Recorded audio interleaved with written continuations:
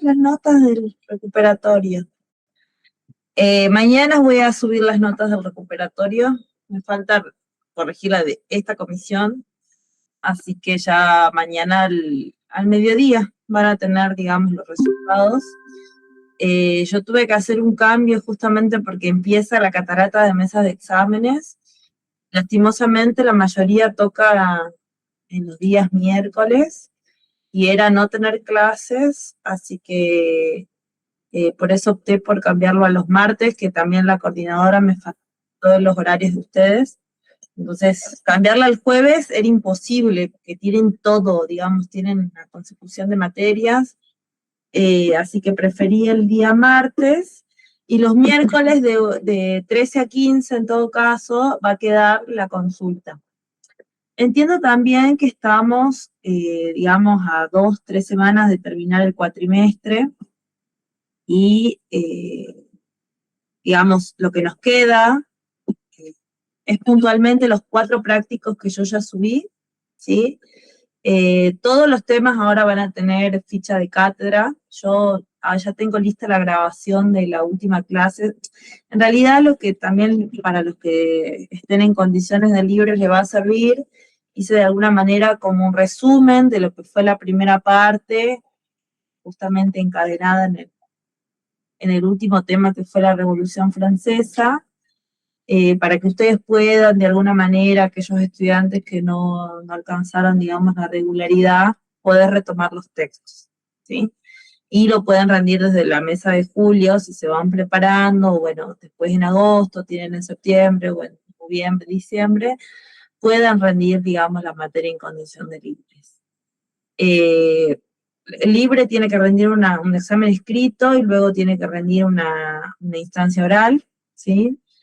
Así que teniendo justamente las guías de lectura, teniendo,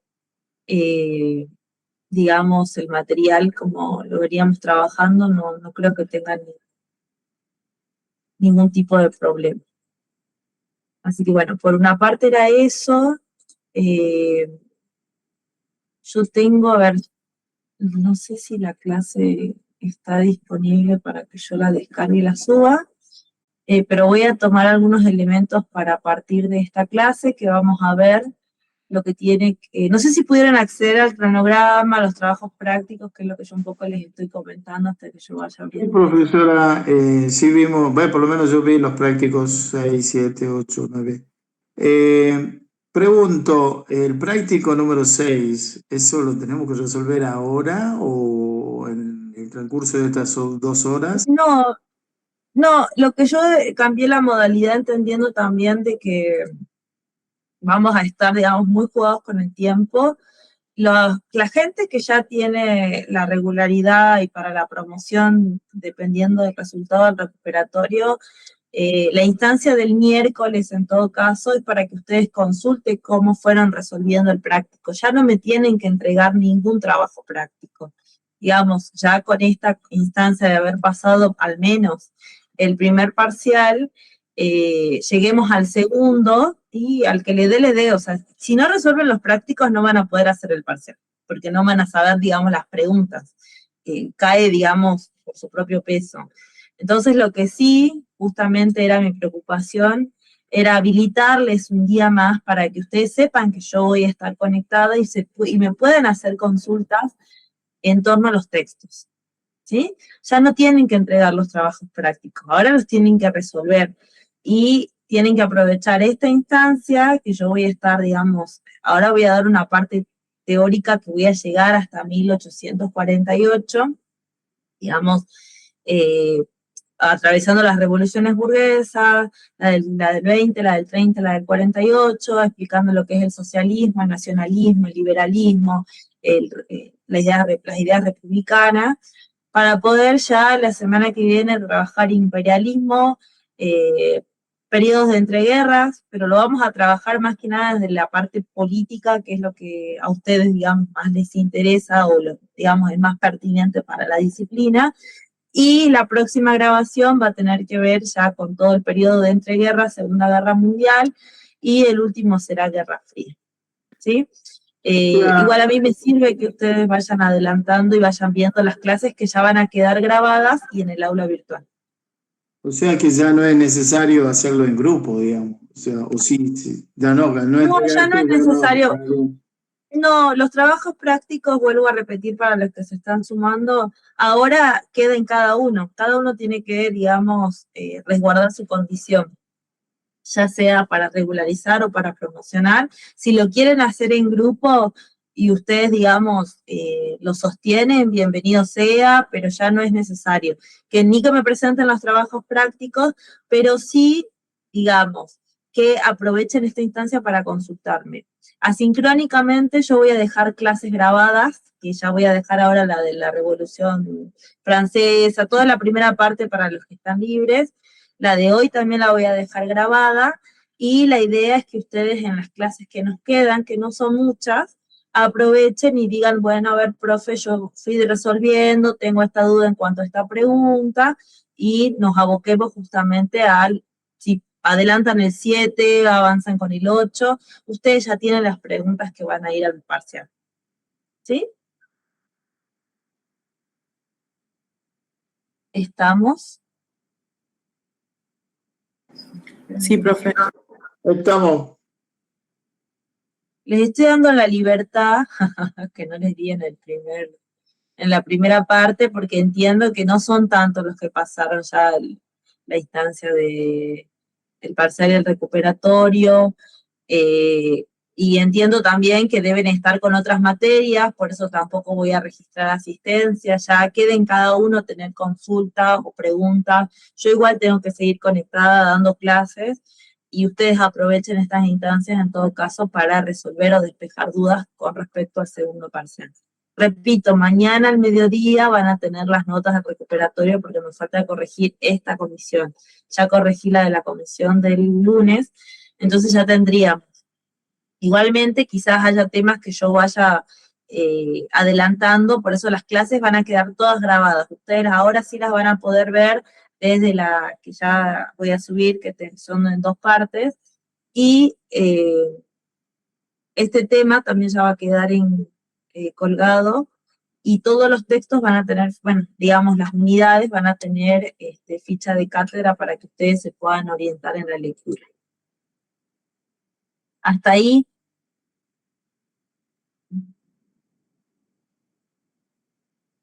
¿Tienen alguna pregunta?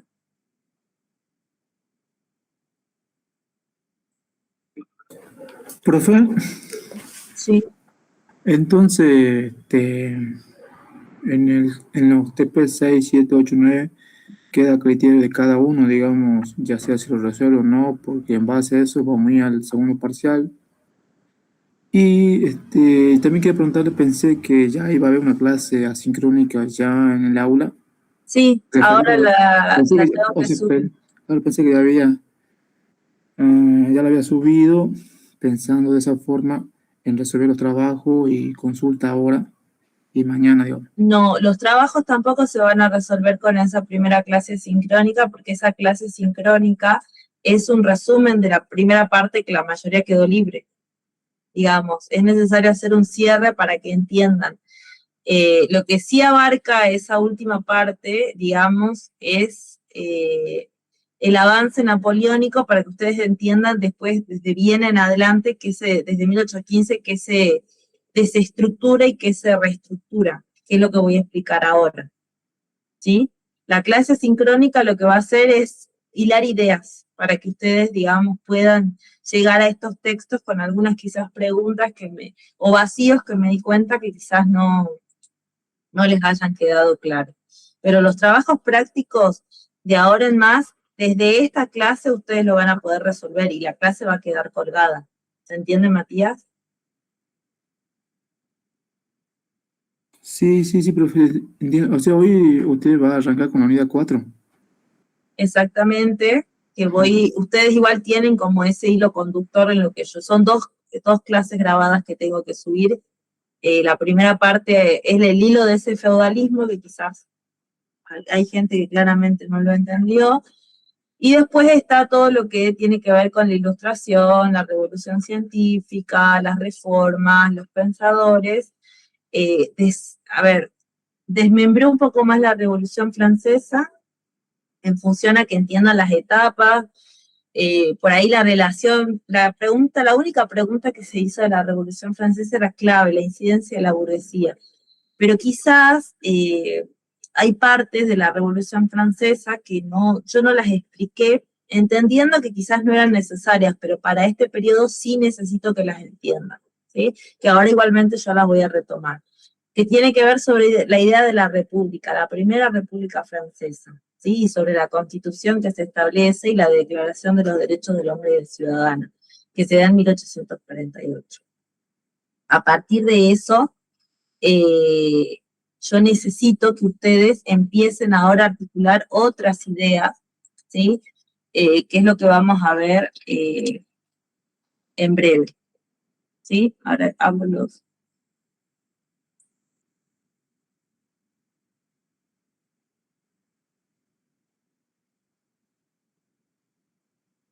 Perdón, y que cierra todo en 1848 con la Revolución de la Primavera de los Pueblos, pero que se declara durante el periodo de la Revolución Francesa. Tengo la presentación.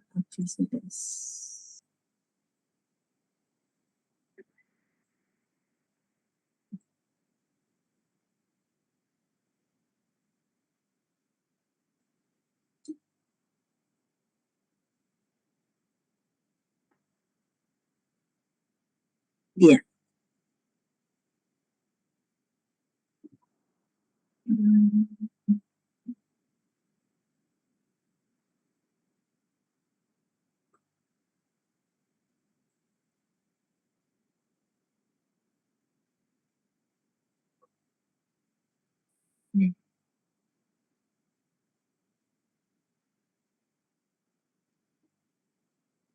Bien, yo quiero retomar la última parte, ¿sí? De lo que habíamos leído, que tiene que ver con, digamos, la Revolución Francesa, que más que nada ustedes sabían, como la consigna estuvo orientada a cómo incidió, digamos, esa alianza de esos grupos sociales con respecto a los movimientos que se desencadenaron en julio de 1789. ¿Qué recuerdan de eso?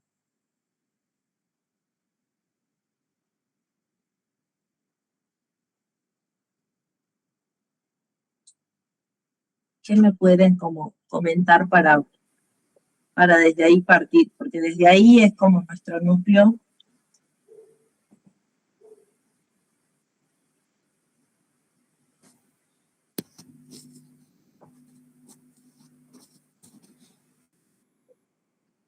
Bueno, a ver, quedó claro que la Revolución Francesa no fue un proceso, digamos, fue una crisis fiscal, social, política, simbólica, ¿sí? En el que el Estado francés, además de estar endeudado, prácticamente esa situación que se desencadenó por el aporte que habían realizado a las colonias, la independencia de las colonias norteamericanas, pero principalmente porque había un sector que se resistía incluso a perder sus privilegios, que era la nobleza, ¿sí? 2 años antes de lo que sucede en París, en 1789, esta crisis llevó a que el Estado sí quisiera hacer, el rey quisiera hacer reformas, ¿sí? También hay 2 cosas que necesito que queden claras. ¿Se entiende que el Estado absolutista no es lo mismo que el antiguo régimen? El antiguo régimen, la división en los estamentos, clero, nobleza, tercer estado. El Estado absolutista es la concentración de ese poder en la figura del rey, porque siento que por ahí en los escritos que he leído había cierta confusión. 2 años antes, justamente de que se produjeran, digamos, estos cambios, el rey, a partir de los consejeros, intenta hacer algunas reformas, tratando de que esta nobleza pague los impuestos, pero que finalmente se rebelan y mencionan que para hacer cambios en esas leyes fundamentales que eran las que regían a Francia, era necesario llamar y convocar a los estados generales. Los estados generales no se reunían desde mediados de 1650. ¿Por qué? Porque el Estado había concentrado ese poder, entonces no se los convocaba. Pero para poder, digamos, de alguna manera lograr que este sector empiece a pagar impuestos o pierda, digamos, esos privilegios impositivos, fue necesario convocar. Es así que esta misma convocatoria abrió problemas, chicos, ¿sí? Abrió problemas de representación, porque estos estamentos votaban, ¿sí?, por orden. Es decir, había un voto por cada uno de estos órdenes. Y claramente al tercer estado iba a perder porque no era un voto por cabeza por diputados, era un voto por orden. Se juntaba el clero y la nobleza y no iba a haber cambios significativos para el tercer estado. Entonces lo que va, digamos, lo que van a solicitar, digamos, los diputados, que finalmente eran los burgueses, que este tercer estado era un grupo tan heterogéneo, es justamente que el voto sea por cabeza y no por orden, y que estos estamentos, ¿sí?, justamente plantearon la resistencia. Entonces, ¿qué va a hacer el tercer estado? Y ahí viene uno de los primeros cambios. Va a proclamar la Asamblea Nacional, ¿sí?, que justamente se van a retirar y en otros espacios van a jurar fidelidad, y ahí interviene un elemento, que es la nación, ¿sí? Por primera vez, este tercer estado jura fidelidad no a un soberano, sino a la nación. Entonces, acá ya es concebida como una idea, justamente, la nación Francia, es puesta en el lenguaje a partir de esta convocatoria, ¿sí? Que finalmente la Bastilla, todos los que hablan de la toma de la Bastilla, ese elemento tan significativo que yo les había dicho que era poner fin a ese orden, digamos, el rebelarse contra ese orden absolutista, que fue algo inédito que se da hasta ese momento, muestra en este caso que la movilización popular, junto con la movilización urbana, ¿sí?, van a tomar una gran incidencia. Porque la Bastilla era ese lugar donde se, digamos, encarcelaba a aquellos hombres que producían escritos que iban en contra del orden tanto del clero como de la monarquía, ¿sí? Y tomarlo y buscar armas en esta necesidad justamente de las hambrunas, de la carestía que atravesaba la población de Francia, fue, digamos, uno de los procesos que también significativo, sobre todo para la historia de la Revolución Francesa. También este proceso, esta asamblea, ¿sí?, que luego va a tomar un nombre de Asamblea Nacional Constituyente, ¿sí?, va justamente a abolir esos privilegios feudales, va a proclamar la Declaración de los Derechos del Hombre y del Ciudadano, y acá se conjugan con aquellos elementos, aquellos derechos naturales que ya se venían hablando, la libertad, la igualdad, ¿sí? Acá se habla de igualdad jurídica, se reorganiza la iglesia a partir de esto, ¿sí? Mediante la constitución civil del clero se van a poder justamente, la población va a poder elegir a los sacerdotes por medios de elecciones, que si bien el alto clero iba a proporcionar los nombres, iban a ser elegidos, ¿sí? Entonces, ese proceso que se hable con la revolución, perdón, con la asamblea constituyente, es importante porque además establece por primera vez una constitución como palabra, constitución en 1791, ¿sí? Que va a establecer una monarquía constitucional. Esto ya existía en la historia europea. Ustedes recuerdan lo que sucede en Inglaterra, justamente, que ya entre las tensiones entre el parlamento, nobleza, que le ponen a los estuardos, se establece una monarquía parlamentaria. A lo que vamos a volver después, que esa misma monarquía de Inglaterra va a cambiar y vamos a ver que los elementos actualmente siguen teniendo. Pero para ese momento, para Francia, es un cambio innovador, la declaración de una constitución, pero que seguía estableciendo un sistema electoral censitario. ¿Qué era eso censitario? que únicamente podían votar aquellos que tenían algún título de propiedad o eran comerciantes, que tenían, digamos, títulos de riqueza. Entonces seguía siendo restrictivo para ese momento, para esa constitución de 1791. Entonces la ciudadanía activa quedaba restringida para ese momento en aquellos que cumplían con un requisito económico, ¿sí? Más allá de que esta revolución, digamos, estos movimientos de la toma de la Bastilla, de la Constitución, proclaman una igualdad política, tampoco digamos que iba a haber, no se resolvió todavía una igualdad social. ¿Sí? Eso es importante aclararlo, porque había todavía restricción en sufragio y en ciudadanía, porque las mujeres no van a votar, ciertos hombres no van a votar, más allá de los que tenían estas condiciones. ¿Sí? Pero ¿en qué momento se radicaliza esta Revolución Francesa? Ustedes piensen que en menos de 10 años pasa por distintas etapas. Yo ya mencioné dos: la Asamblea Nacional, la Asamblea Constituyente, ¿sí? Y ahora entramos en un periodo donde se va a radicalizar. ¿Qué quiere decir radicalizar? Y acá vienen nociones o ideas que hoy en día uno las toma. En el medio de la Asamblea Constituyente vamos a tener tres grupos. Por un lado vamos a tener a los girondinos, que eran la burguesía justamente adinerada, financiera y comercial. Vamos a tener a los jacobinos, que eran los mucho más radicalizados, ¿sí?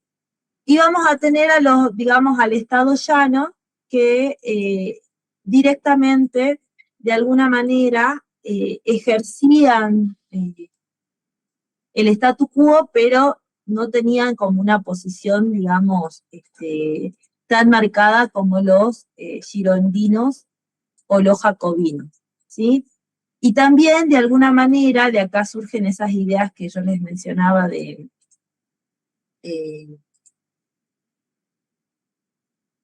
lo que hoy en día se conoce como la derecha o la izquierda, porque digamos, los girondinos se van de alguna manera a ubicar en ideas más moderadas. En algún momento cuando se propone la decapitación de Luis XIV no van a estar de acuerdo, los jacobinos sí. Entonces cuando se habla de la idea de derecha, ¿sí? Era porque también se ubicaban de esa manera en esa asamblea, y los de izquierda eran más revolucionarios, digamos, ideas que ahora vamos a ver que se utilizan mucho, mencionar las rebeliones son de izquierda, o las revueltas son de ideas de izquierda, y los moderados más son de derecha, ¿sí? Entonces, ¿qué va a pasar cuándo inicia este proceso de radicalización? Cuando justamente se produce meses después la huida de Luis XIV con su familia, ¿sí? A Barents, en medio de una Francia que también estaba siendo atacada por potencias extranjeras, sobre todo Austria, Prusia, que querían sofocar estos levantamientos. Entonces, ya la revolución comenzó a verse como había enemigos externos, que eran la coalición, que ahí también estaba Rusia. Vamos a ver después que también están esos enemigos internos. Y sobre todo, en este caso, la figura del rey que intenta huir y que justamente va a producir la caída de la monarquía, ¿sí? Entrando justamente en esa época de una convención, ¿sí? Que esa ya es la otra etapa, que ante la caída del monarca, va a representar esa convención nacional el momento republicano y radical de la Revolución Francesa. Cuando la ejecución, 2 años después, en 1790, tras la ejecución de Luis XIV, ¿sí? Simboliza una ruptura irreversible. Y acá tienen que ver estas posturas que yo también les estoy diciendo, girondinos jacobinos, que justamente los girondinos votan en contra, y que, emanados en la figura de Robespierre, los jacobinos, junto con los montañeses, planteaban esta idea de ir más allá y plantear la república. Y eso se conoce como la Primera República Francesa. ¿Sí? Por ahí uno conoce lo de la Primera, Segunda República, acá se habla de la Primera República Francesa desde enero de 1793. En una Francia atravesada por guerras, también falta de alimentos, desabastecimiento a los ejércitos,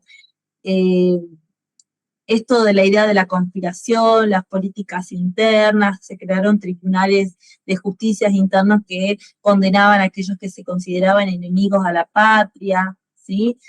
Entonces, esto abre un periodo, digamos, que impulsa medidas que más allá de juzgar a estas, y la persecución que se establece a aquellos ciudadanos que, según para ese criterio, atentaban contra el orden, se establecen medidas muy radicales que tampoco eran inéditas, o sea, que eran inéditas para la época. Por ejemplo, hay control de precios, se ataca la especulación de alimentos, aquellos comerciantes que tenían justamente acopiados productos, se produce como decomisaciones de aquellos lugares donde tenían resguardados, se plantea la educación pública, el trabajo como un derecho, eso es re importante, por primera vez el trabajo es tomado como un derecho, es abolida la esclavitud, incluso en las colonias francesas, porque hasta ese momento la esclavitud había sido abolida en Francia, pero no así, por ejemplo, en Santo Domingo, en las Antillas, donde tenían aún territorio, ¿sí? Pero que finalmente este periodo del terror también va a ser justamente, va a encontrar su desencadenante y su fin, producto de algunas políticas de corrupción que se le atribuían justamente a algunos representantes y que culminan en 1794, un año después, con la ejecución de Robespierre.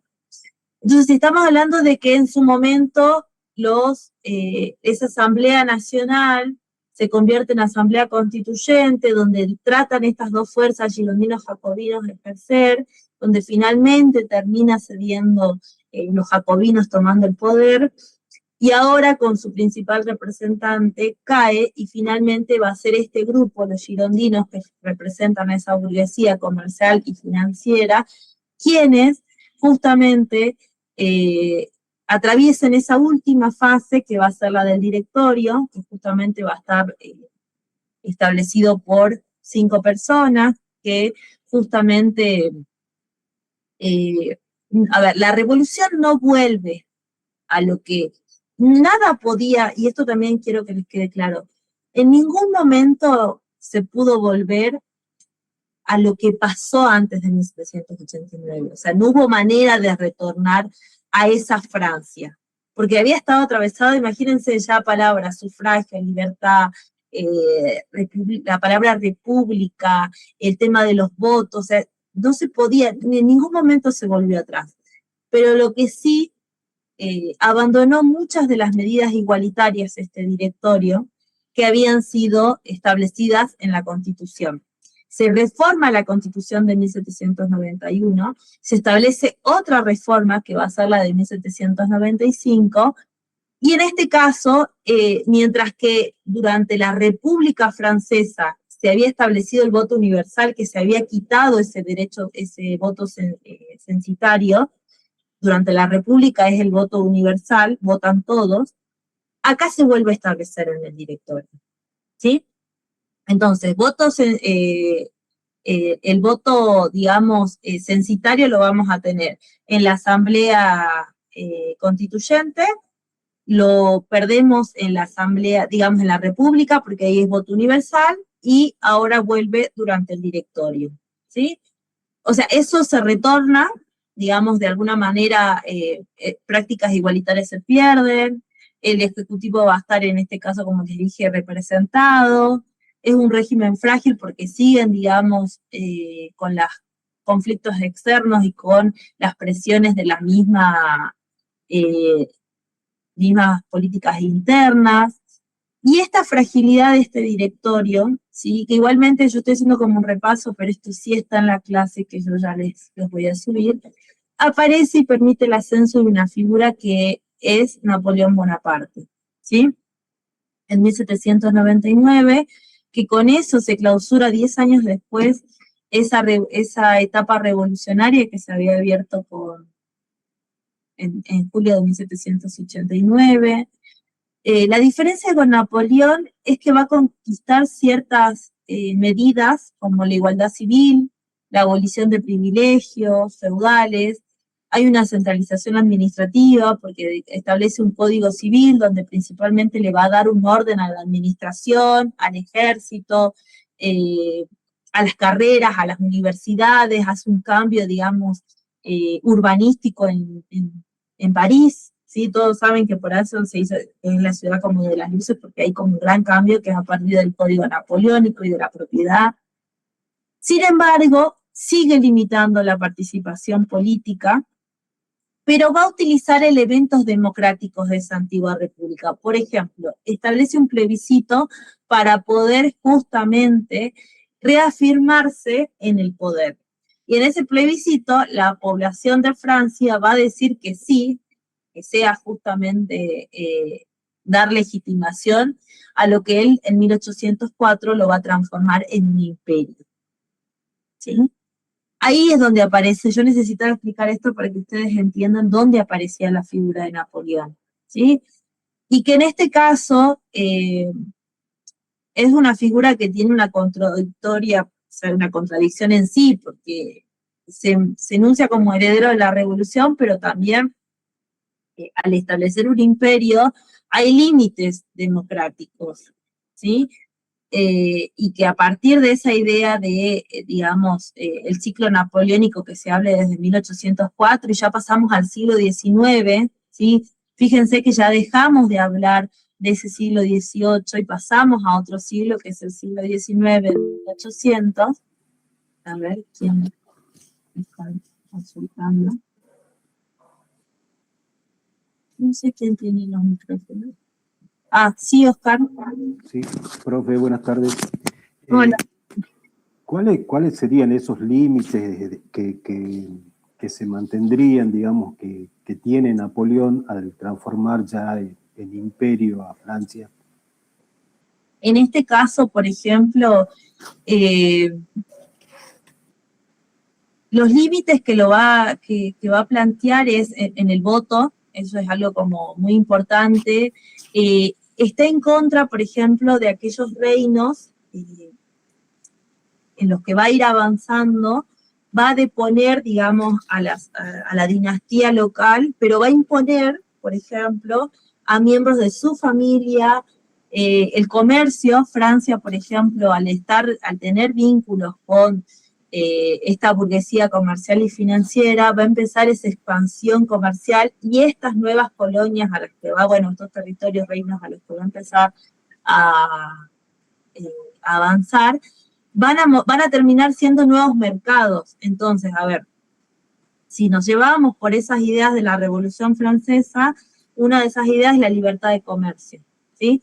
Entonces, en este caso va a plantear esta libertad de comercio, pero restringiendo incluso a estos reinos la posibilidad de poder comercializar con otros, sino más bien es con el espacio que lo está conquistando. Esa es una medida económica. La otra es con el tema del sufragio.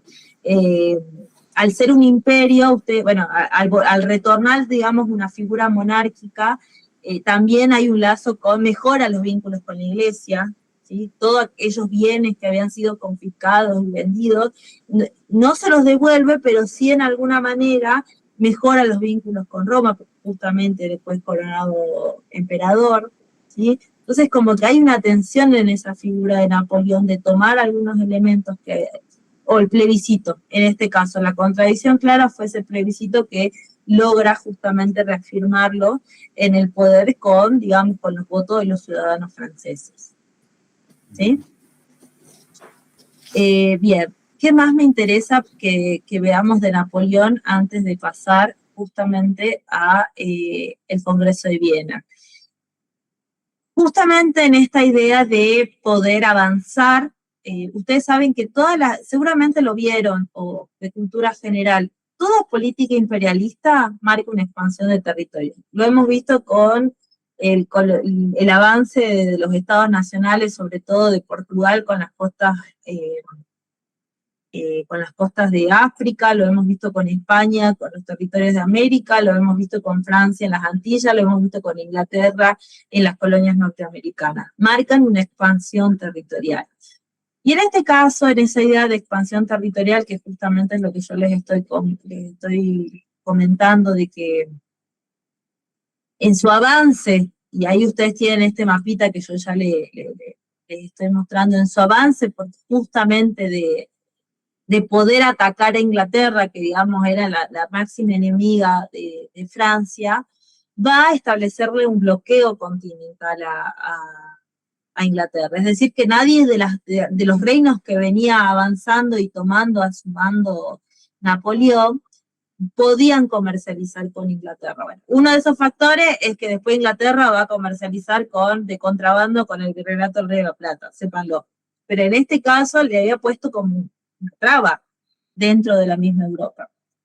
Y en eso, justamente de su expansión de avanzar, vamos a ver que hacia 1808 va a avanzar hacia uno de los, bueno, principalmente que incide en la historia, que tiene que ver con España.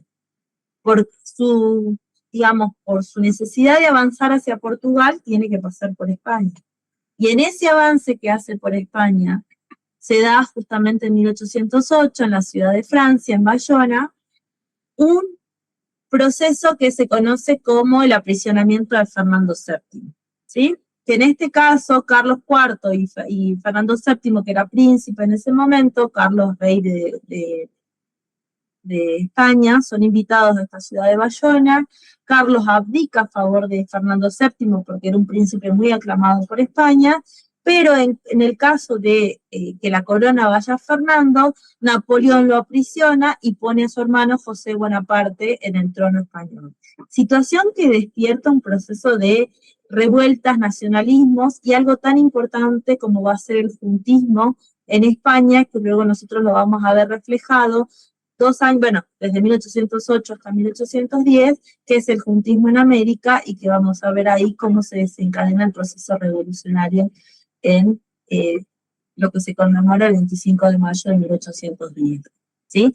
Entonces, digamos, todo está encadenado con todo. Cuando ustedes después vean historia latinoamericana, van a ver este proceso, necesitan mencionarlo a Napoleón, porque, digamos, en esa idea de avanzar hacia y poder llegar de alguna manera a Inglaterra, pasó por estos reinos, y en este caso, en España, se da el aprisionamiento, lo pone el hermano, y, por ejemplo, en Portugal, no da lugar a que la corona de Braganza, la corte de Braganza, huye de Portugal y toma como lugar y sede a Río de Janeiro, y ahí es donde vemos justamente que también es algo inédito, que un rey cambie su lugar y movilice toda su corte, que recién va a retornar hacia 1821 a Europa, ¿sí? Porque también había como movimientos independentistas en Portugal.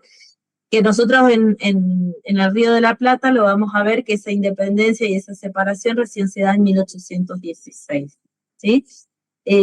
Miren todo lo que desencadenó justamente esta idea y este avance napoleónico, que, bueno, puede incidir en otro proceso de la historia que nosotros trabajamos justamente para la próxima materia, que ustedes lo van a ver, pero me parecía necesario mencionarlo, ¿sí? En este caso, justamente, que tiene que ver con el punto de partida que nosotros vamos a ver ahora para esta clase, tiene que ver con eso. Cuando Napoleón, también por sus deseos de avanzar sobre Rusia, ¿sí? Finalmente, esa invasión a Rusia se da en 1812, donde es derrotado, ¿sí? Porque justamente emprende en 1812 la campaña hacia Rusia, pero un año después va a ser derrotado por esa coalición, recuerden, Austria, Prusia, Rusia, y ahí se une Inglaterra incluso, España también se va a unir, ¿sí?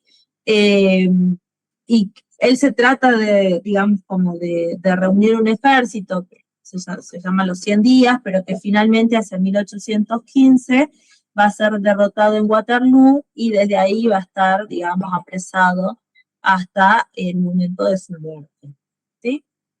Entonces, todo el proceso que viene ahora tiene que ver justamente a partir de esa derrota, cómo esas potencias vencedoras van a organizar y van a diagramar nuevamente el mapa de Europa, ¿sí?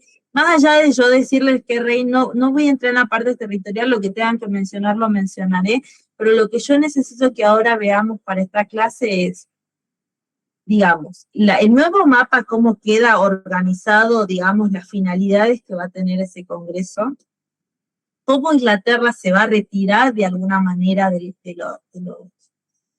las claves o de los acuerdos que se habían hecho en Viena, ¿sí? Porque Inglaterra no va a estar, Inglaterra tiene una monarquía parlamentaria, va a estar justamente el liberalismo, va a impregnar en esa política que se contradice con la política de los zares, se contradice con esas ideas de la Europa oriental que ahí van a entrar en tensión. Vamos a ver también las ideas que van a surgir a partir de estas nuevas divisiones, que es el liberalismo, el republicanismo, el nacionalismo, el socialismo, ¿sí? Y tres oleadas que van a estar periodizadas, que es la de 1820, la de 1830 y finalmente la de 1848, que también se conocen como la segunda y la tercera revolución francesa, porque, digamos, tienen como escenario justamente a Francia, hasta que finalmente es depuesta, digamos, toda esta idea de monarquía, y bueno, se habla de una segunda república, pero también tiene como un suceso bastante llamativo, porque vuelve un Napoleón III, ¿sí? Y vamos a ver en este caso 2 vías de liberalismo, que fue justamente lo que se da en el caso francés y en el caso inglés, ¿sí? Porque, digamos, Inglaterra toma, digamos, los elementos de ahora, actuales, que me interesa que eso también quede claro para esta clase. Yo sé que son las 4. Yo voy a terminar el tema que les acabo de mencionar. Quienes se tengan que retirar, se retiran, quienes tengan que hacer preguntas, las van haciendo. Sí, no hay problema, yo después las subo a la clase, pero necesito como que esto quede bien explicadito. Me llevará quizás media hora más de la hora de clases, pero yo prefiero que ustedes ya lo tengan, y después, bueno, si tienen otras actividades, lo podrán ver.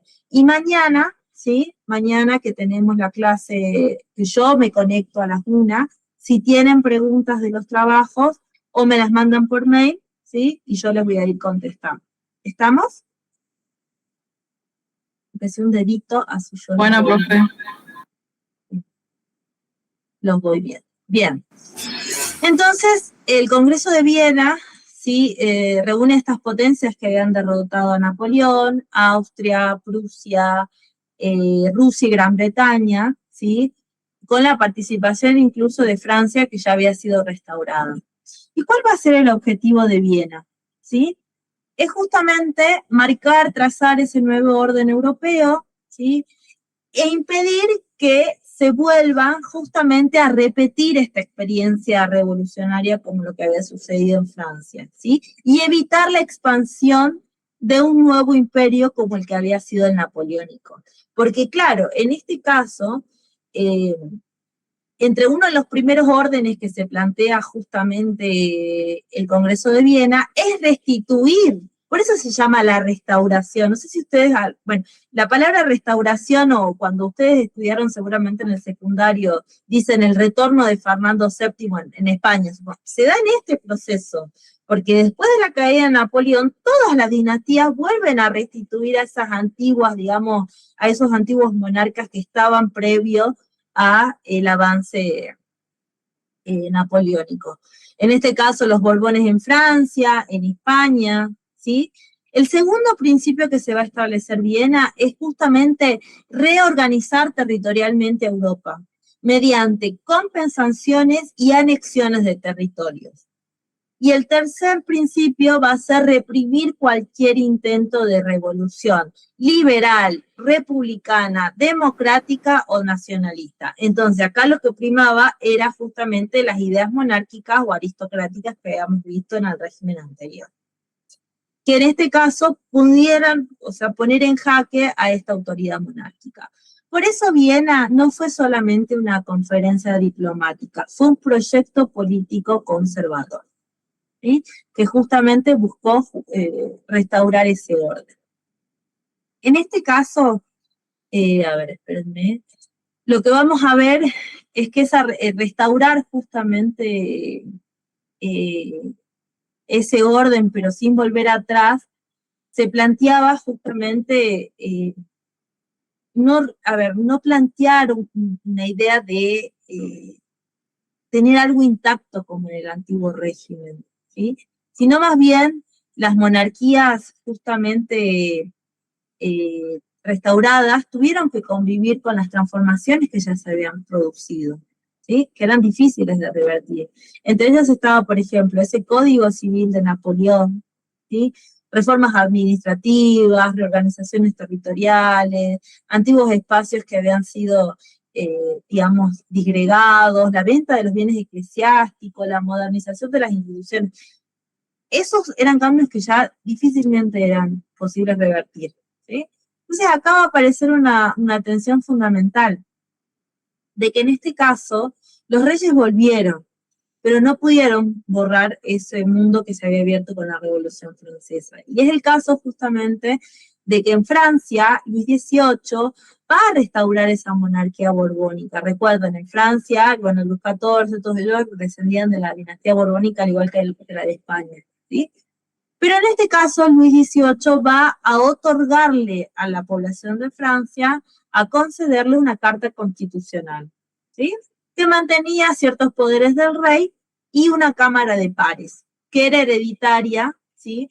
Pero en este caso seguía siendo elegida por el sufragio censitario masculino.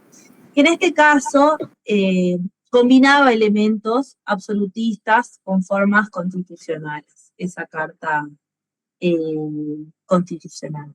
En el caso de España, sí, como es para que ustedes también tomen un poquito de ejemplo de lo que va a ser para Hispanoamérica, las medidas, Fernando VII va a anular la Constitución Liberal de Cádiz de 1812 y restableció el absolutismo. Además que intentó recuperar los territorios americanos, por ejemplo, manda a los batallones españoles que habían peleado contra Napoleón, los manda justamente a Hispanoamérica. Justamente, miren, 1815, y digamos, son esos batallones, por eso es tan importante el proceso de las guerras de la independencia, porque aquellos gauchos y hombres, sobre todo si tenemos que hablar del territorio rioplatense o del espacio jujeño y salteño, sin, digamos, una formación regular o militar, pudieron justamente a combatir a estos batallones que tenían una experiencia como lo que había sido pelear con los batallones, digamos, que habían combatido justamente a Napoleón Bonaparte. Bien. Entonces, esto es importante. Se pretendió justamente estabilizar a Europa. Si tenemos que ver ahora la arquitectura justamente de política de ese Congreso de Viena, podemos dejarlo justamente en estos principios. Legitimidad dinástica, solo eran considerados justamente legítimos los poderes de las familias reales desplazadas por la Revolución o por Napoleón.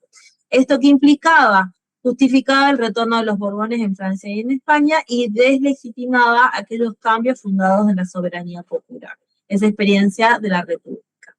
Ese equilibrio europeo, ¿sí?, que vamos a ver que se busca, ninguna potencia debía expandirse de manera tal que amenazara a las otras. Entonces, ¿esto qué buscaba? Impedir un nuevo predominio francés y preservar ese balance entre los imperios y los reinos. Otro principio, y el último, tiene que ver con la solidaridad entre monarcas.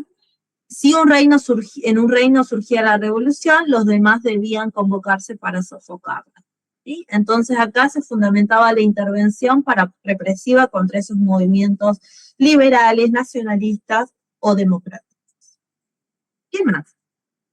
Se reorganizaron territorialmente. Acá podemos ver incluso algunos conflictos que luego se van a desencadenar en la Segunda Guerra Mundial. Rusia tomó gran parte de Polonia, Austria se reforzó sobre los principados de Italia, Prusia también se reparte parte de Colonia, Gran Bretaña toma un espacio muy importante que hasta el día de hoy va a ser disputado, que es Gibraltar, ¿sí? Eso es algo que también se da y se, digamos, se establece en este Congreso de Viena. ¿Qué más? Más allá de la división territorial, Gran Bretaña, como yo les decía, ocupó una posición ambigua en este Congreso. Si bien necesitaba derrotar a Napoleón y garantizar ese equilibrio continental, su tradición justamente parlamentaria, con el peso tanto en la economía comercial, se alejaban justamente ese liberalismo que ellos planteaban con las ideas del absolutismo más rígido, especialmente el ruso, como yo les decía, y el austríaco. Por eso, con el tiempo, Inglaterra va a tomar distancia justamente sobre este sistema que se había establecido en Viena. ¿Qué más tenemos acá? Vamos a tener justamente las fuerzas que pusieron en crisis el orden en Viena, ¿sí? Por un lado, ¿sí? Ya dijimos que intentó clausurar todos los procesos que habían sido, digamos, circulados en 1789.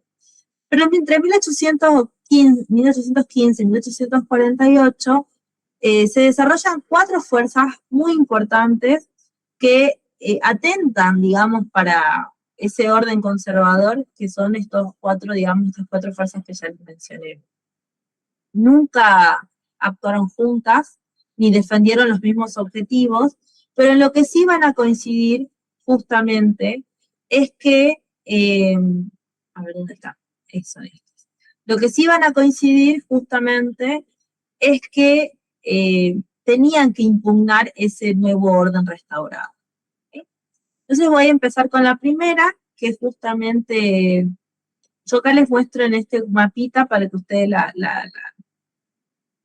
vean, el liberalismo moderado y propietario. Ya vamos a ver en qué se va a derivar este liberalismo, que lo vamos a ver a mediados del siglo XIX, que cambia del liberalismo que yo voy a mencionar ahora. El republicanismo democrático radical, el emancipador o digregador, y el socialismo, que pone en jaque la nueva cuestión social. Acá ustedes tienen un mapita, ¿sí? Un cuadrito, perdón. Y empecemos por el primero, que es el liberalismo. Fue la corriente, digamos, principal de oposición a ese absolutismo. Estuvo integrado por la burguesía industrial, financiera, comercial, y por sectores de la aristocracia liberal. Su modelo político va a ser justamente la monarquía parlamentaria o inglesa, ¿sí? O la monarquía constitucional de 1791, que ya tenía su experiencia en Francia. Defendía la Constitución, la división de poderes, las libertades individuales, la libertad de prensa, de reunión, la laicización del Estado y las garantías de la propiedad. Lo que va a pasar con este liberalismo es que no fue democrático en un principio en el sentido pleno, porque sí rechazaba que todos podían votar, ¿sí? Y defendía ese sufragio censitario. Solo los varones propietarios o contribuyentes debían participar de esa vida política. En cuanto a rasgos económicos, sí va a sostener la libertad del mercado, el desarrollo del capitalismo. Capitalismo acá que también quiero hacer como un paréntesis, recuerden, ustedes vieron ese capitalismo mercantilista o ese capitalismo colonial, ¿sí? Que lo vimos cuando yo expliqué un poco lo que era el monopolio comercial, las colonias. Ese es el primer capitalismo. Pero luego vamos a hablar de un capitalismo industrial que se da justamente a partir de la revolución industrial, donde ahí ingresa un elemento que tiene que ver quien detenta, digamos, ese poder económico, los trabajadores, ese tiempo, la plusvalía, digamos, que es ese excedente de esos trabajadores que también no va a estar regulado, que justamente se habla de una sobreexplotación. Entonces, ahí estamos frente a otro tipo de capitalismo que yo lo voy a desarrollar un poco más adelante, pero que ustedes ya vayan viendo que tienen 2 tipos de capitalismo. Espérenme que yo apague un poquito este calentador que ya está. acogiendo. Bien. Entonces, bueno, el tema del desarrollo capitalista, planteaban también las trabas corporativas y gremiales, porque justamente se planteaba de evitar esos monopolios, sobre todo de algunos grupos artesanos que se habían dado, de algunos grupos burgueses, y la reducción justamente de la intervención del Estado en la economía industrial. Un ejemplo es esto del congelamiento de los precios o, digamos, la intervención en las aduanas, ¿sí? Eso justamente planteaba evitar ese liberalismo económico. Por eso, ¿sí? Entonces tiene que pensarse como, para esta época, para principios del siglo XIX, tiene que pensarse como una doble corriente, ¿sí? Emancipadora frente al absolutismo, pero restrictiva frente a lo que era una democracia social y política. ¿Por qué? Porque justamente planteaba la limitación, sobre todo en el sistema electivo. Su principio de libertad sí se va a articular con la defensa de la propiedad, la acumulación y justamente con respecto a ese orden. Pero este liberalismo que estamos trabajando justamente es lo que va a plantear a principios de ese siglo XIX. Otra de las ideas que va justamente a surgir en esta época tiene que ver con el republicanismo democrático, que tiene una tendencia mucho más radical. Han llamado en Francia republicano, se llamó radical en Inglaterra y democrático en los estados alemanes. Y así con esos tres nombres ustedes lo pueden encontrar. ¿Quiénes conformaban este grupo? En este caso, intelectuales, pequeños comerciantes, artesanos, sectores medios bajos, parte de esa burguesía, digamos, radical que había quedado de aquel periodo de la Revolución Francesa tendiente a los jacobinos, ¿sí? Y su modelo, digamos, de gobierno era aquella monarquía constitucional de 1791. Perdón, su modelo, en este caso del republicanismo, no era ese modelo, sino más bien la República Francesa, que se logra luego de la caída de esta monarquía constitucional. El republicanismo defendía el sufragio universal masculino, la república, ¿sí? Y una mayor igualdad política. En algunos casos tomaba ese modelo jacobino que yo les venía mencionando, de intervención estatal en la economía, de los precios máximos, del control del abastecimiento, y tenía una preocupación por la seguridad social. En aquel momento, cuando se proclama la Primera República Francesa, yo les dije, el derecho es tomado por primera vez, introducido en la Constitución, el trabajo como un derecho, se crean políticas sociales para proteger a los mendigos, a los ancianos, ¿sí? Que eso era algo inédito, no se había dado hasta ese momento. Por eso esto también fue visto de alguna manera con recelo por esos liberales moderados, que asociaban la democracia radical con la inestabilidad y con el recuerdo del terror jacobino, sobre todo liderado por Robespierre. Luego tenemos el nacionalismo, ¿sí? Que en este caso, para este siglo XIX, fue llamado la época de las nacionalidades también, porque comenzó a circular esa idea de que los pueblos tenían derecho a organizarse como naciones. El nacionalismo, a ver, ¿dónde va a poner el problema? ¿Dónde va a centrar justamente la problemática en torno al poder? No bastaba que una dinastía hubiera gobernado durante siglos. La autoridad debía corresponder a una comunidad nacional, ¿sí? Acá el nacionalismo tiene dos formas principales, que ustedes encima lo tienen en uno de los textos que tienen que leer para hacer el práctico, que justamente tiene dos formas principales. Una, que justamente la nación se distingue justamente por una tradición cultural asociada a la lengua, ¿sí? Como una comunidad fundada en esto, en las costumbres, en la cultura, en la memoria, Y por otro tenemos la idea, que está vinculada, que es mala del modelo francés, como una voluntad política de construir una comunidad soberana. O sea, por un lado tenemos entonces esa idea de la costumbre, la lengua, la memoria, y por otro lado la voluntad de construir, digamos, una comunidad soberana. Y que ambas van a convivir en este siglo XIX, no van a tener los mismos efectos, ¿sí? Pero justamente los vamos a ver sobre todo en las unificaciones de dos potencias que van a ser, por un lado, la unificación italiana y por otro lado lo que va a ser la unificación alemana, ¿sí? Porque para ese momento, justamente producto de lo que había sido el reparto de Viena,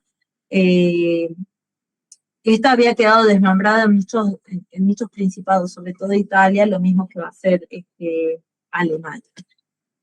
Y por último vamos a tener la cuarta fuerza, que es el socialismo, que seguramente de esto ya deben haber leído un poco más, porque tiene que ver con Marx y con Engels, que entran justamente en este escenario, producto de lo que venía sucediendo en la primera revolución industrial. Recuerden, a partir de la ficha de cátedra que ustedes tienen, D.P. Thompson, la revolución industrial no solamente produce cambios económicos, sino también sociales e ideológicos, sobre todo en la mala situación que estaba atravesando la población que a partir de ciertas políticas tiene que volcarse a las ciudades, tienen problemas de habitabilidad, problemas de hacinamiento, falta, digamos, de enfermedades, falta de seguridad ante situaciones laborales, se van a ir agrupando, digamos, estos mismos trabajadores van a tener conciencia de su situación, y es así que, digamos, todo este escenario, toda esta situación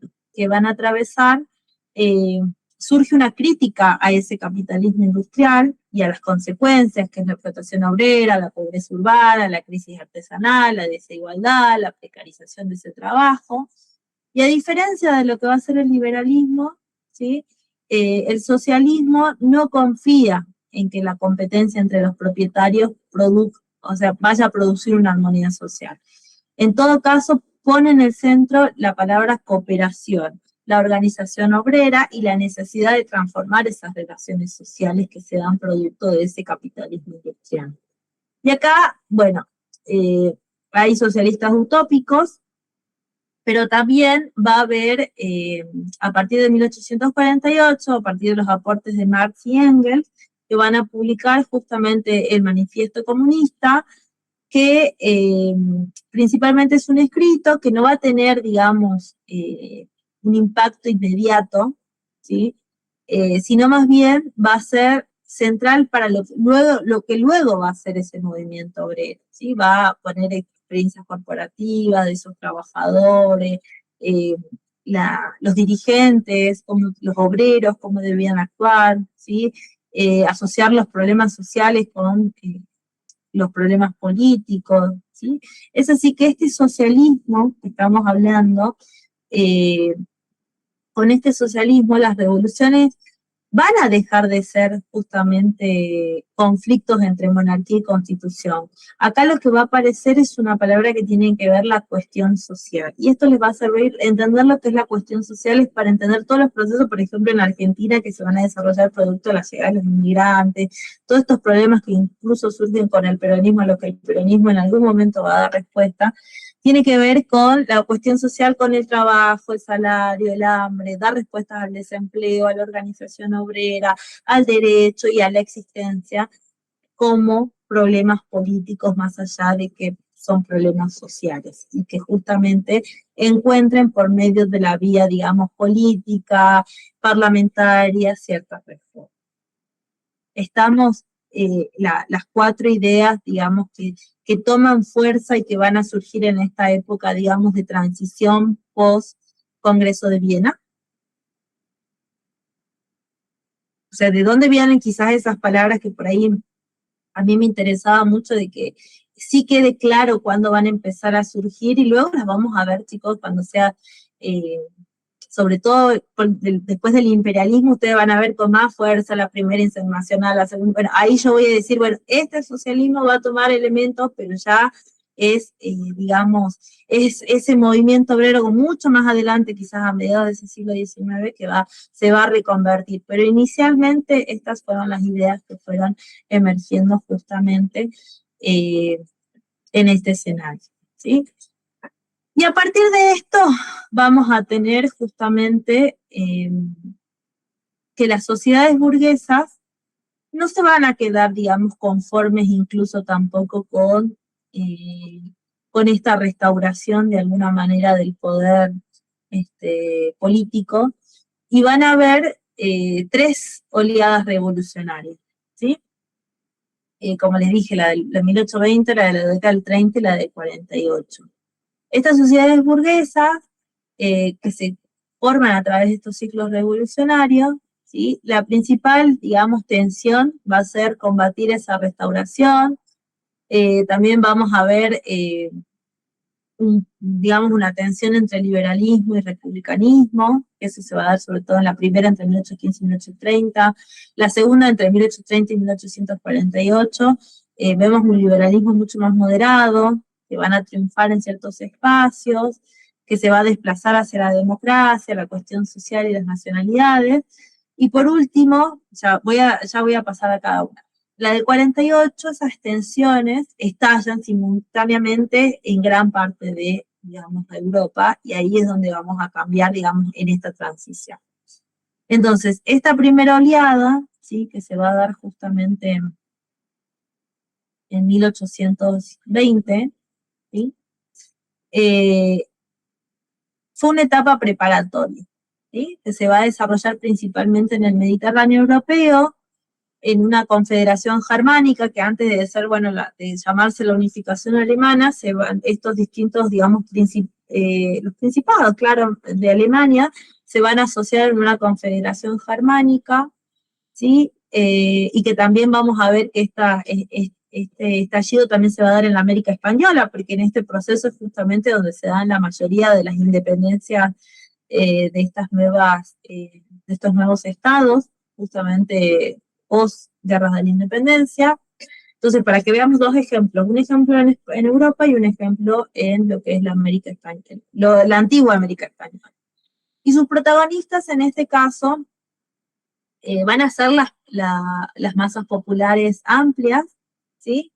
Y en este caso vamos a ver que van a participar militares, liberales, estudiantes, intelectuales, artesanos, sociedades secretas, ¿sí? En este caso va a surgir un grupo, sobre todo en Italia, ¿sí? Que van a tener un papel destacado, que se van a llamar también y en Francia también los carbonarios, ¿sí? Que eran asociaciones secretas que van a estar organizadas justamente en logias, que impulsan constituciones, que ponen límites a ese absolutismo, que plantean y auguran justamente esta necesidad de los derechos de los ciudadanos. Van a actuar en Francia, en España, en Nápoles, en Piamonte. En el caso de España, ¿sí? Se va a obligar justamente a Fernando VII a restablecer esa constitución de Cádiz, aunque el régimen liberal luego va a ser derrotado hacia 1823 por la intervención francesa. Otro proceso que se da, por ejemplo, en Italia, los movimientos de los carbonarios en Nápoles y en Piamonte van a ser reprimidos. En la Confederación Germánica, esas asociaciones universitarias o los grupos burgueses impulsan ideas liberales y nacionales, pero ese gran primer ministro que es Metternich va a responder con vigilancia, censura, represión, perdón. Y en este caso, también si lo tenemos que ver en la América Española, la restauración fracasó, ¿sí? De manera evidente, porque se logran, si ustedes saben, hacia 1824, se retiran justamente las fuerzas españolas del territorio americano, y desde ahí comienza otro proceso que ya son las confederaciones, sobre todo de la forma de gobierno que van a tomar en este caso las las Provincias Unidas, bueno, después te lo llamar Confederación Peruano-Boliviana, bueno, vamos a ver cómo se van a organizar, pero claramente estos movimientos, digamos, la restauración, perdón, había fracasado, no así en España, ¿sí? Que va justamente, que solicita apoyo a los otros reinos, que sí, a ver, Fernando VII plenamente no va a lograr recomponer su dominio, pero las independencias americanas lo que van a mostrar es que esa legitimidad dinástica y colonial ya no podría imponerse sin resistencia. En este caso, pierde todo el territorio, digamos, de alguna manera de la antigua América Española, pero puede conservar ciertos privilegios en España a partir de, digamos, ciertas reformas, pero con el apoyo militar de esas potencias producto de la alianza que habían hecho en Viena, ¿sí? Entonces, si tenemos que hacer como una síntesis de las primeras movilizaciones, ¿sí?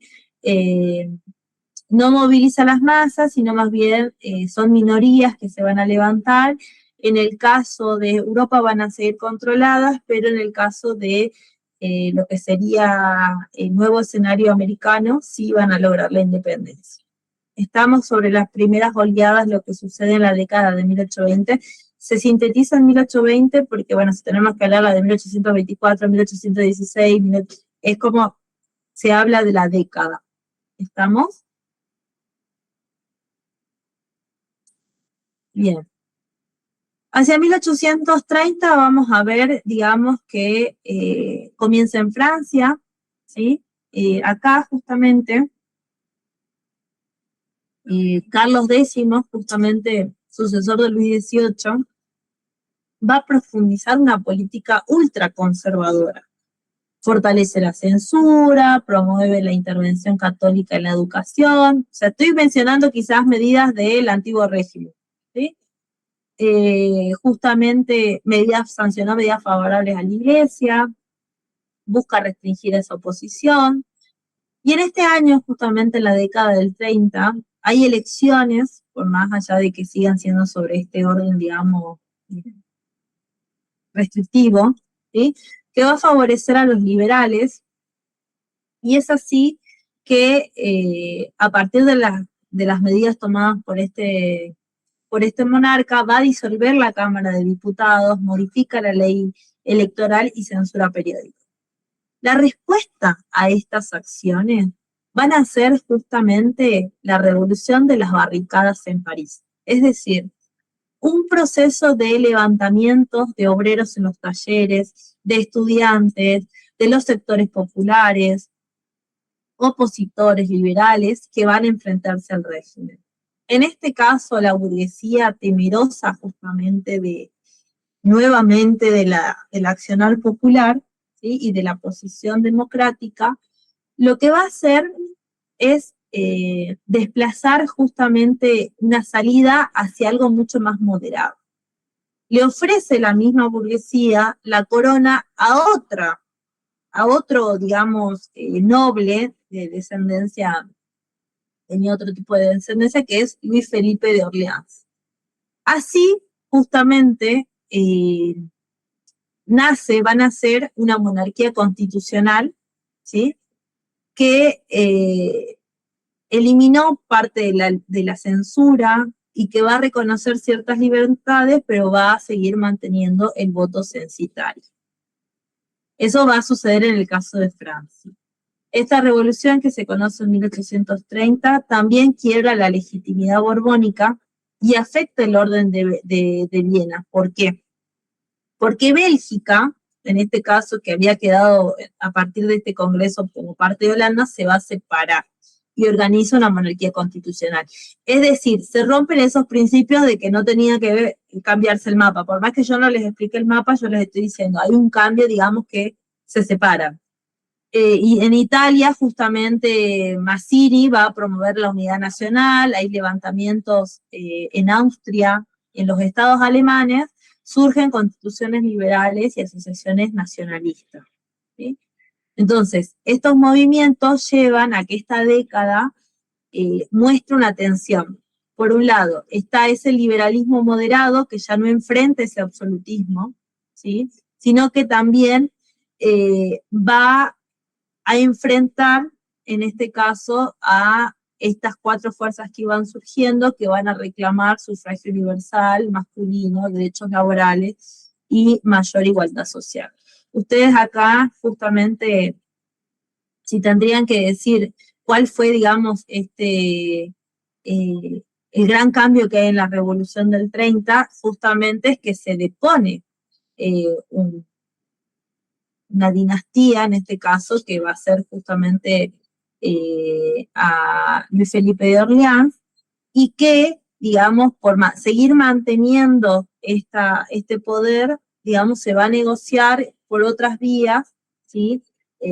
Pero ya quedaba claro que estas 4 fuerzas que sobre todo van a tener protagonismo hacia 1848, iban surgiendo, pero que además la población o aquel recuerdo de lo que había sido la intervención popular quedaba fuertemente marcado y que podían justamente generar estos cambios en la misma fuerza, nobleza o la burguesía que estaba gobernando, sobre todo en el caso de Francia. Y vamos a ver que en esto, ¿sí? Voy a hacer, antes de llegar a la del 48, voy a hacer como una mención a lo que va a ser el liberalismo, tanto en Inglaterra como en Francia, ¿sí? Que era lo que yo les quería mostrar. Que, a ver...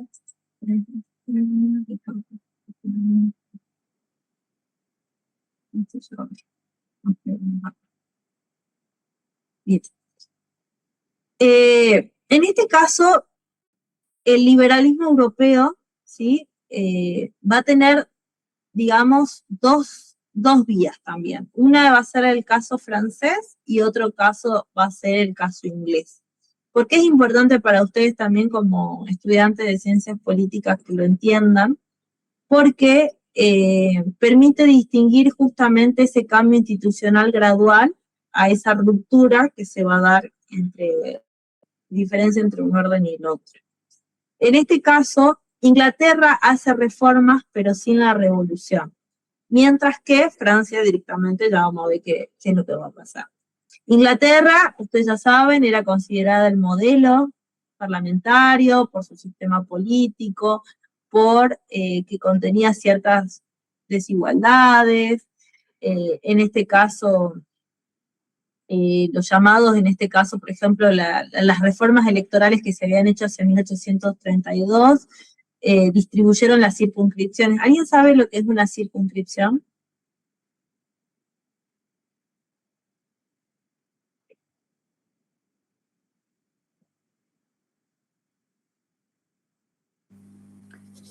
Una delimitación geográfica tiene que ver con eso. Sí, en este caso sobre espacios que tienen cierta cantidad de votos.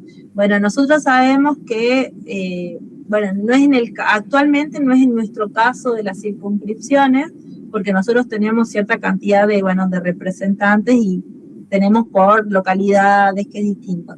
En algún momento en la historia argentina sí hubo elecciones por circunscripciones, que esa fue una modificación que sobre todo... hipótesis mías que implantó el peronismo para poder ganar masivamente las elecciones y hacer la reforma del 49, que se unificaron ciertas regiones, supónganse. Les doy en el caso de Buenos Aires, que se unificaban unos barrios populares como La Boca, supónganse, lo ponían en una circunscripción con Palermo, supónganse. Entonces, claramente había más población que iba a votar por cierto representante y ahí era por mayoría, lo que quedaba la mayoría era justamente lo que se ganaba. Entonces, también las circunscripciones de alguna manera sirven la división, digamos, como de acá bien dice el compañero, geográfica para delimitar los votos, también es una forma, digamos, de una estrategia política, ¿sí? En este caso, la reforma electoral de 1832 en Inglaterra redistribuyó circunscripciones, otorgó representaciones a las ciudades industriales que antes no tenían representación, ¿sí? Pero no instauró la democracia. En Inglaterra el voto era censitario, estaba ligado a la propiedad y no a la persona, ¿sí? pero sí reorganizó en este caso su sistema político. ¿Por qué? En este caso había un grupo llamado los WI, ¿sí? Que eran los sectores más radicales, ¿sí? Que podríamos decir radicales justamente que querían cambio, se van a consolidar como ese partido liberal. Y en este caso los Tories se van a reorganizar como el partido conservador.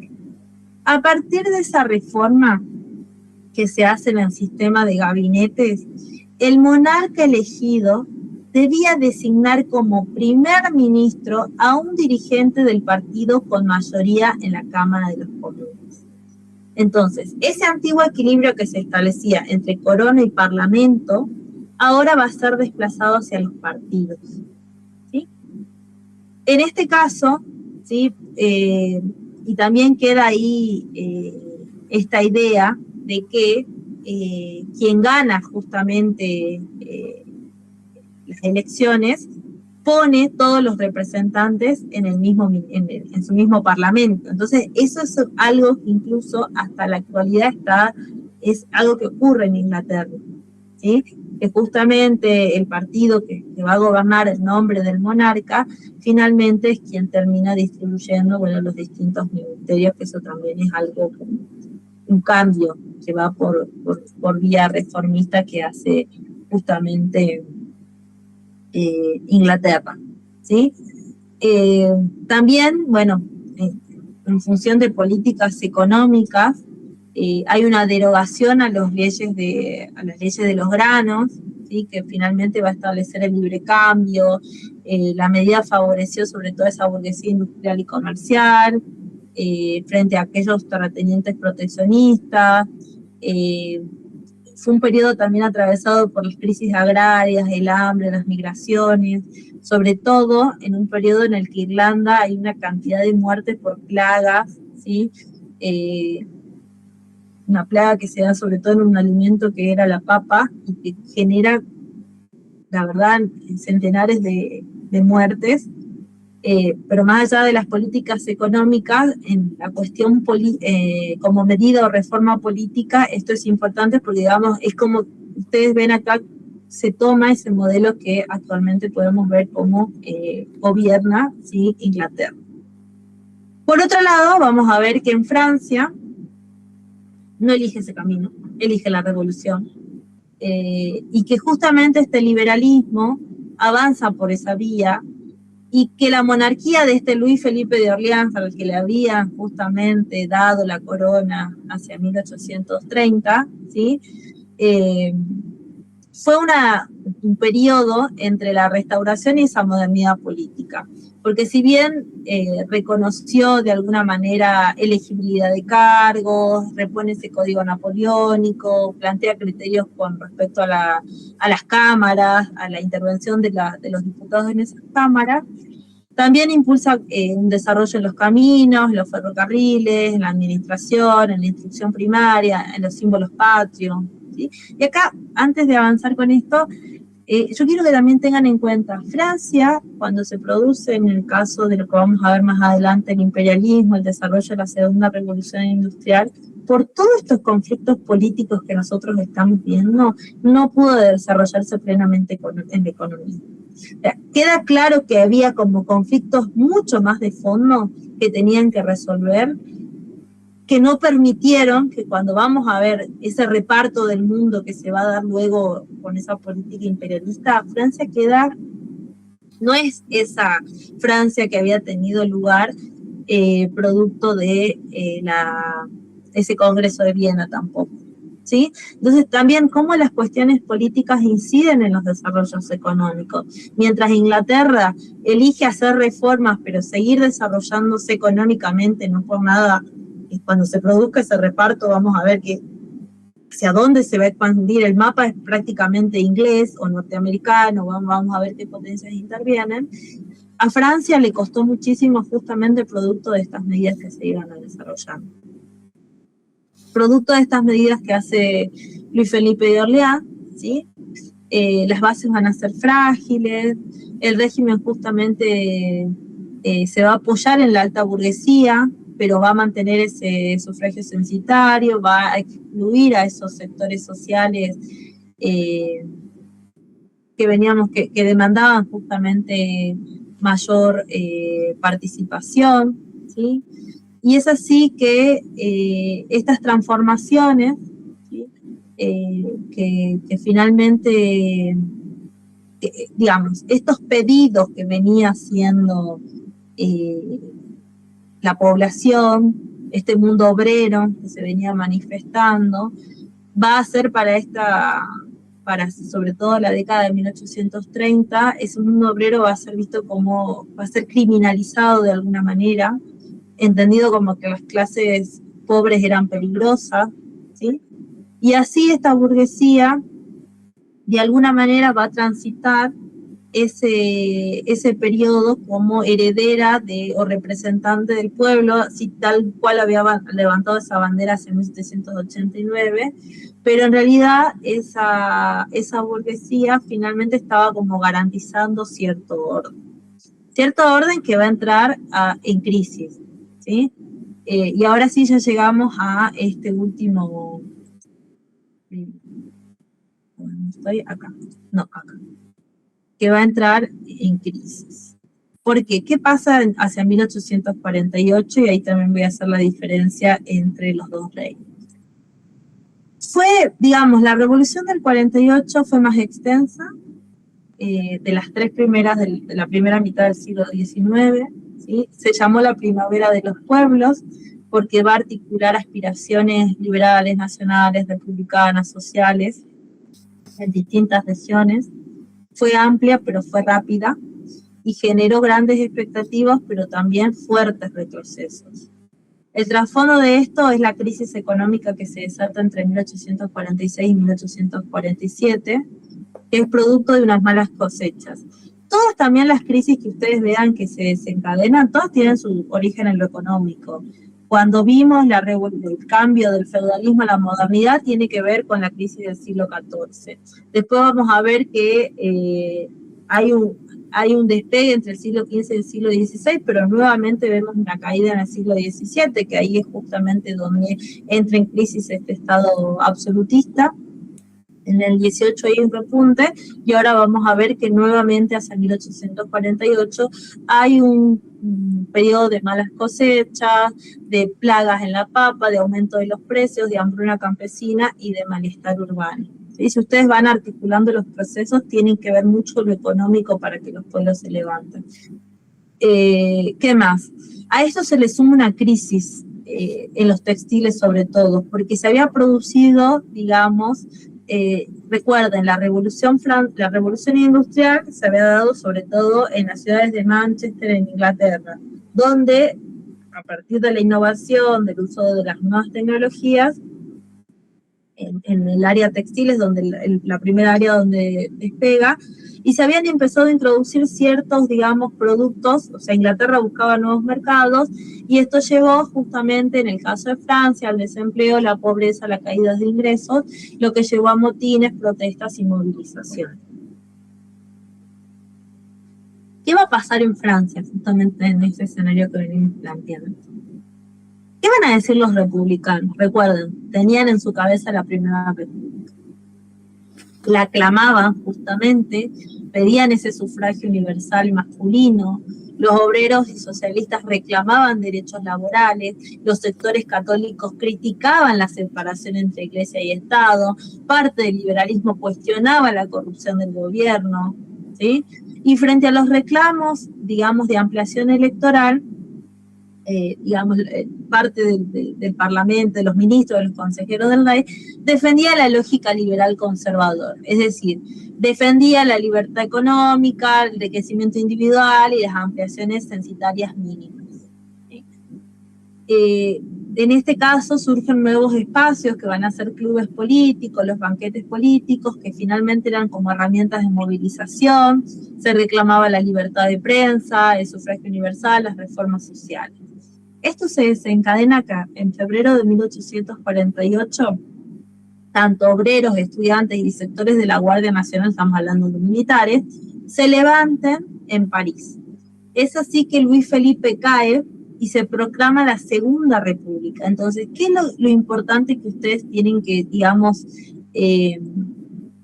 tener en claro de este proceso, que sobre todo en Francia, la primavera de los pueblos, la revolución de 1848, marca, digamos, la proclamación de la Segunda República Francesa. La primera, recuerden, había sido hacia 1791, ¿sí? Cuando se sanciona la primera constitución.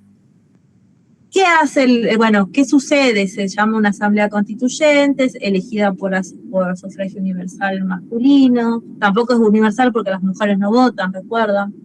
Se crean justamente talleres nacionales para dar trabajo a los desocupados, bajo las influencias también de algunos sectores socialistas. De alguna manera fue posible en un principio articular república política con respuesta social. ¿Sí? Pero la alianza se quebró. La burguesía terminó la radicalización obrera, se cerraron estos talleres, hubo represiones, ¿sí? La Constitución estableció, digamos, una república presidencialista, ¿sí? Que en diciembre de 1848, Luis Napoleón Bonaparte va a ser elegido presidente con amplio apoyo campesino y conservador, sobrino del antiguo, digamos, Napoleón que habíamos trabajado cuando inició esta clase. Que 3 años después, hacia el 51, va a dar un golpe de Estado y en 1852 se proclama el Segundo Imperio. Entonces, tenemos un proceso que inicia con la proclamación de una república que la burguesía termina, digamos, jugando en contra de este proceso, que se llama elecciones presidencialistas, termina ganando Luis Napoleón, con amplio apoyo por voto y por sufragio, pero luego da un golpe de Estado y se termina instaurando un imperio. Y es este Luis Napoleón que lo vamos a ver en escena a mediados del siglo XIX, en este periodo del colonialismo. Hay una foto ya vamos a ver bien histórica entre estas, ya vamos a ver de qué nacionalidades van a surgir. ¿Qué muestra el caso francés en este caso? ¿Sí? Que lo del 48 es una revolución democrática en el plano político, pero la revolución social es derrotada, ¿sí? Y que si bien se amplió esa ciudadanía masculina, pero terminó reafirmando justamente el control sobre la propiedad, sobre los trabajadores, y se terminó implantando un régimen, un retroceso. Por eso les digo, hay grandes cambios, pero finalmente lo que se termina consolidando para el caso francés fue un retroceso, y que esto va a permanecer hasta por lo menos 1870, que es donde los vamos a volver a ver estos mismos personajes entrando en escena con una política imperialista. En el caso de Italia, ¿sí? A ver, acá está. En el caso de Italia, ¿sí? Alemania y el Imperio Austríaco, en el caso de Italia es el 48, hay varios movimientos en Piamonte, ¿sí?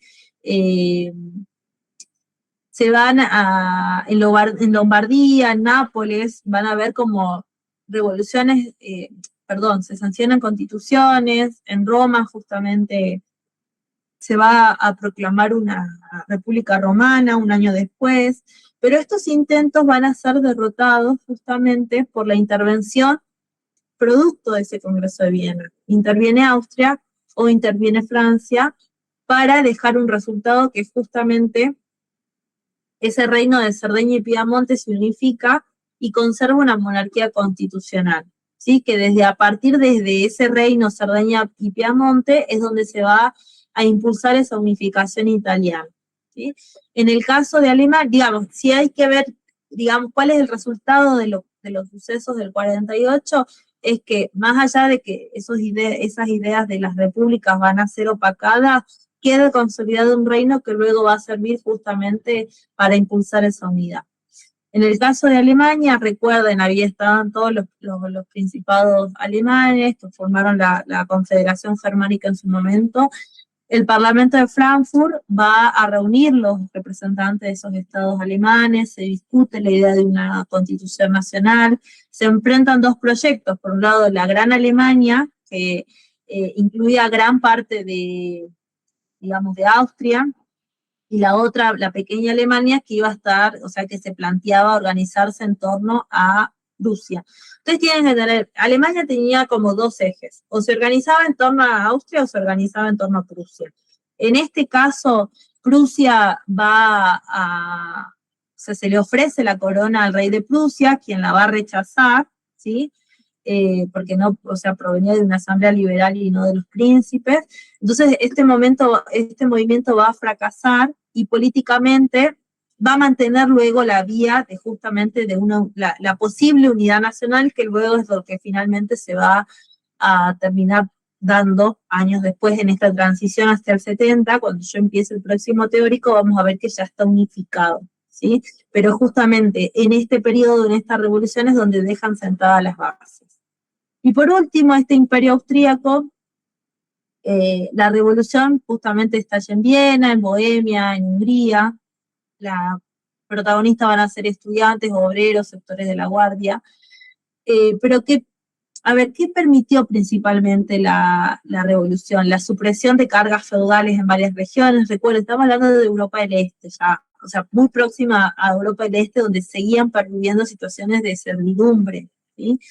Y que esto va a generar también movimientos nacionales entre checos y húngaros. El imperio austrohúngaro tenía muchas nacionalidades y muchas etnias, entonces surgen estos movimientos nacionales que justamente buscaban de algún punto la unión por medio de las costumbres, la lengua, o también por medio de la voluntad, que fue en el caso francés, de crear justamente una comunidad soberana. Y acá, a partir de la intervención rusa, se restaura el poder austríaco, pero que finalmente, bueno, se derrocan estos movimientos revolucionarios, aunque no se eliminan esas demandas nacionales y sociales que luego, cuando vayamos a ver el nuevo mapa hacia 1870, vamos a ver que finalmente sí se va a disgregar este imperio, ¿sí? Entonces, mientras se desarrollaron justamente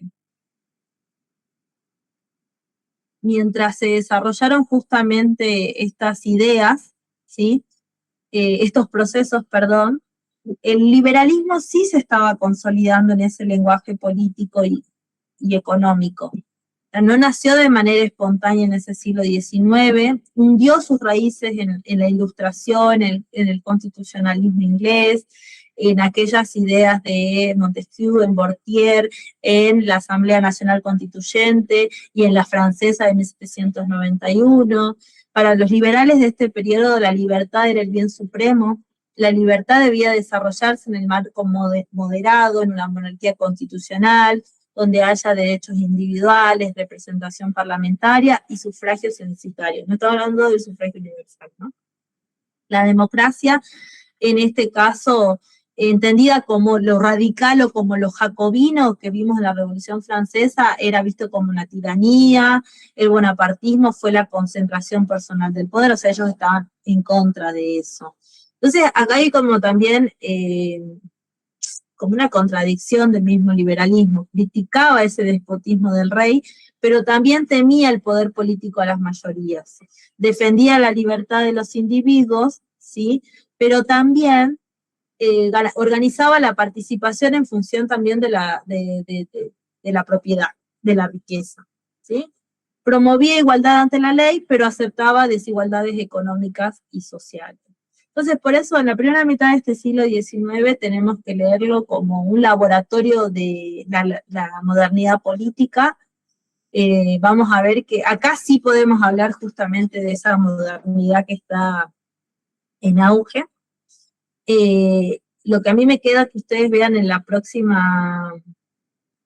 el próximo periodo es justamente cómo vamos a transitar de estos ensayos de Estado constitucional, de representación parlamentaria, de sufragio censitario, de ciudadanía ampliada, de república, ¿sí?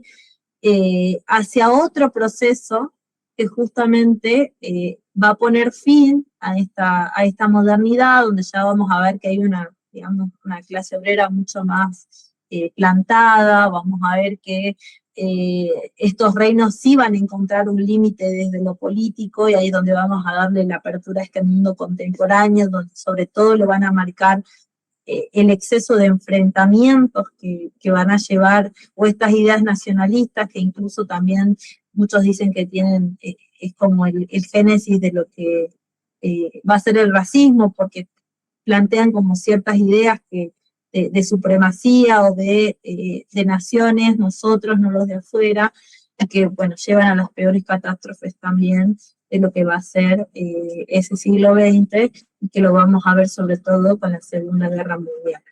Tema que no vamos a entrar en, bueno, ni guerras de trincheras, a mí lo que me interesa es sobre todo las concepciones que se tuvieron del fascismo, de los sistemas totalitarios, ¿sí? Esa es la idea de que muchas veces también en la historia argentina se dicen, tiene estas ideas están basadas en los gobiernos totalitarios, en el fascismo. Entendamos bien qué es el fascismo, qué fue el nazismo, la diferencia, qué llevó a que se vuelva a plantear un proceso de colonialismo y todo lo que implicó ese proceso de las independencias que se dan en ese siglo XIX, perdón, en ese siglo XX. Entonces, el siglo XX va a tener sus propios dos teóricos, pero la primera mitad de este siglo XIX, que es un montón, ¿sí? Me parece que era importante que ustedes entiendan lo que eran estas cuatro fuerzas que fueron emergiendo, que quede como la Revolución Francesa. Yo la dejé desarrollada para que incluso después los que no pudieron aprobar esta parte la tengan, igual que la parte del feudalismo, un poquito más larga, pero vale la pena que la miren y la revisen.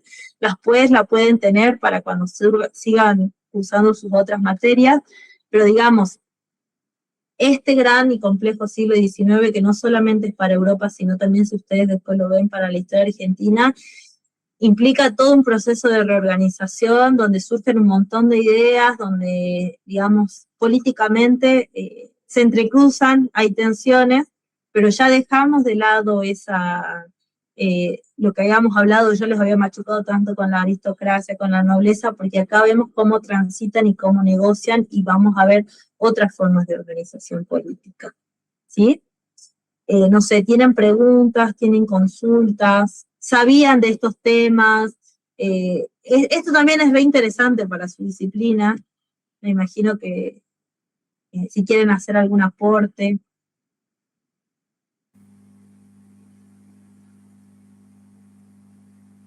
Los escucho, las escucho. Desde lo personal no había profundizado en estos temas, me parece muy interesante, muy útil, sí, para comprender procesos posteriores también, ¿no? Y que tienen que ver, como decía usted, a la formación integral nuestra desde la ciencia política. Las guías de lecturas están buenas, pude darle una repasadita, así que, bueno, hay que sentarse. Igual, chicos, a ver, yo lo que quiero es que ustedes, digamos, la idea no es desaprobarlos, la idea es ayudarlos a que ustedes yo sé que los que ya lograron esa condición de la promoción la van a mantener, porque esta segunda parte es incluso mucho más llevadera que la primera. La primera es como que es un poco más, había que salir de ese embudo para poder comprender esto, porque yo por ahí decía, los machuqué tanto con la primera parte, pero ahora ustedes entienden cómo nace esas estratificaciones y todo lo que cuesta romper. O sea, no estamos hablando de que el feudalismo, la modernidad y el mundo contemporáneo, todo transcurre, es todo simultáneo, ¿sí? Digamos, la historia moderna y contemporánea tiene esos conflictos. No piensen que tampoco, tienen 4 guías. El segundo parcial va a ser mucho más ameno, pero yo necesito que ustedes más que nada lo dialoguemos. Por eso también ahora, mañana a las 1, los que puedan, que se conecten, si tienen alguna consulta del práctico. Es más, que ustedes ahora disfruten también esta segunda parte, ¿sí? En la primera eran un montón, ahora ya son, la verdad, disminuyó, pero disfruten esta parte, léanlo a conciencia, digamos, está mucho más relacionado con su disciplina. Yo sé que les va a ir bien. Si tienen consultas, podemos hacer hasta incluso una clase el sábado.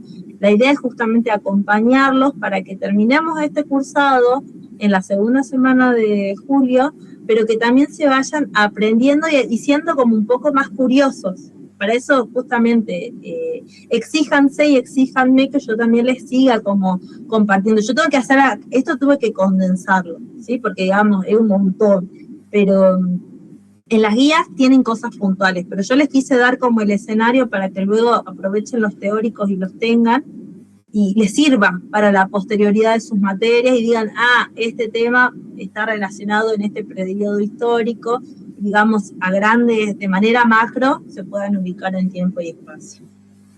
¿Estamos? Sí. ¿Cuándo van a tener los resultados del recuperatorio, los que tenían que recuperar? Mañana. Yo mañana voy a subir las notas, las voy a tener ahí listas para que ustedes por número de documentos ya sepan cuál es su condición, ¿sí? Igualmente, vuelvo a repetir para los que vayan a ver esta clase. Los que queden libres, ¿sí? No dejen de seguir viendo los teóricos porque ya la segunda parte queda, digamos, grabada. Entonces ustedes pueden presentarse en las otras instancias para que la rindan, ¿sí? Entonces los aliento a que lo hagan, a que no dejen, el que está libre, o sea, no se le regala la nota a nadie, ni se dibujan los números. Pero sí está el acompañamiento de que en el segundo cuatrimestre yo pueda seguir haciéndoles clase de consulta. Ustedes los jueves siempre va a ser mi horario de consulta, ¿sí? Porque bueno, de por sí tengo materias anuales, entonces el jueves siempre.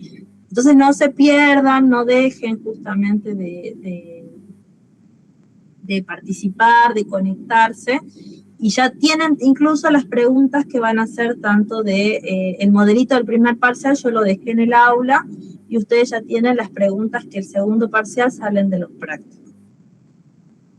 ¿Sí? Bueno, ustedes no saben si están libres o no, pero bueno, yo lo dejo para los que no estén conectados. Ya saben, las clases ya no son obligatorias, está el que está, yo me conecto, ustedes consultan. Sé que están, si yo de por sí estoy con un montón de cosas, me imagino que ustedes también. La cuestión es sostenerlos. Entonces, los que no puedan, yo esta clase la dejo para la comisión de los lunes que no pudo ver, no tuvo ayer por el feriado, y nos vemos mañana. Igual lo voy a poner en el aula para que si tienen consultas del práctico, también sea un espacio para que puedan despejar dudas. ¿Estamos, chicos? Sí, prácticos ahí sí están Josvan y Béjar.